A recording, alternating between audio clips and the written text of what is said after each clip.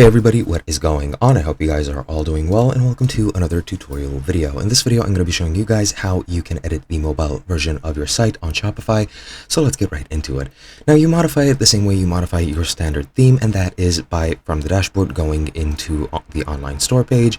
You'll immediately be brought into themes, and then you can go ahead and go into customize. Now, this will bring up the desktop version of your page, and you can edit this, and that will also change things on the mobile version as well.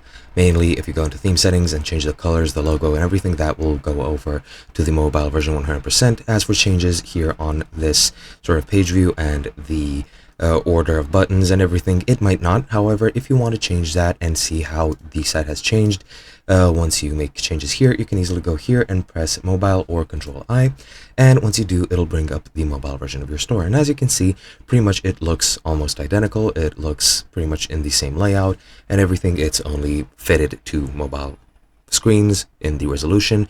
But yeah, here you can pretty much make the same changes and they will carry over to the other view as well, as you can see. But yeah, that is pretty much it. I hope you guys enjoyed, and I'll be seeing you guys in another video.